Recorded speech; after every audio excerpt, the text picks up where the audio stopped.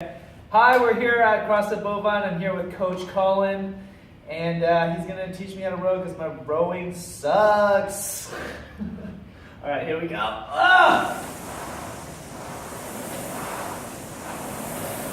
So hopefully you guys can hear us over the flywheel. We can tie a bunch of different stuff together, and rowing is no different than any other pulling movement we'd ever do. So if he just freezes at the front of his stroke, his back should most likely look damn near exactly what it is in a deadlift and a clean and a snatch and all these different pulling setups. Just because we're doing something that's kind of locomotive-esque doesn't change our need to protect kind of prized possession number one being his spine. So first thing you want to do with Woo is get him into as much of a straight spine as he can. That might limit his ability to reach forward. And realizing we're not loading this the way we load a barbell movement, so you're not going to feel 100% the same thing. But he still needs to control his spine as best as possible. So if he reaches even a little farther, you can see some of his lumbar start to go right there. And that's always tied right along the spine. Lumbar is right there in the priority one group. And if we can get him to lengthen the stroke out, yeah, we can get more efficient as we row distances and whatnot.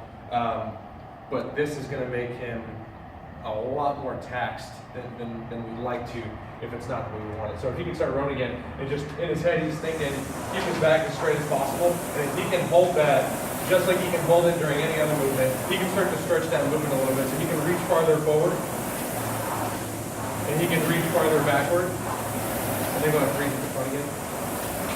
If we can kind of nail that down, and he starts reaching farther and keeping his spine upright, but now his heels are coming way off his platform on his rower, and he can't actually drive against anything with his heel really off like that. So no one's going to load up for a squat on the front half of their foot, and we have to tie that to this as well. So there's a lot of flexibility pieces going on.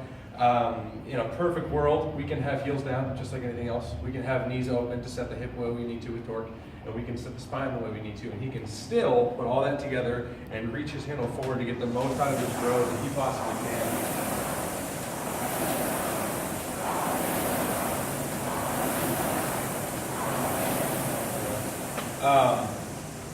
I'd like to see him a little bit more tipped over at the front. I think there's a lot of different style, and just like anything else, weightlifting, there's a lot of room for interpretation and style. But if you watch 8 guys or whatever it is row together on a shell in the water, they're not all going to look like we do on an erg, and then all those guys aren't necessarily going to look exactly the same guy to guy, back to back.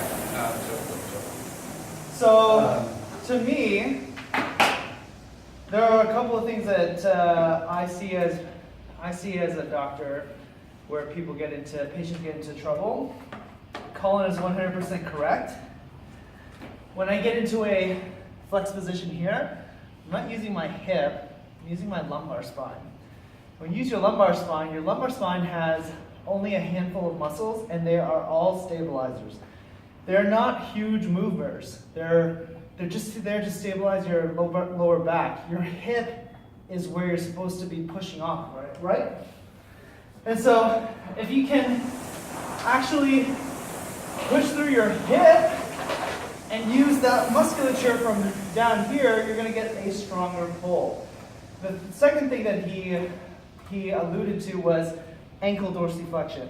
100% to get into this position.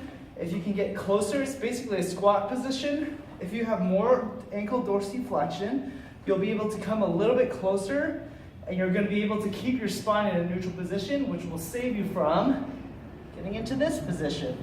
So maybe working into your ankle dorsiflexion, working into getting hip flexion and extension, and making sure that you have a neutral spine, which is something if you can work into your hollow rock. Those 3 things can improve your rowing.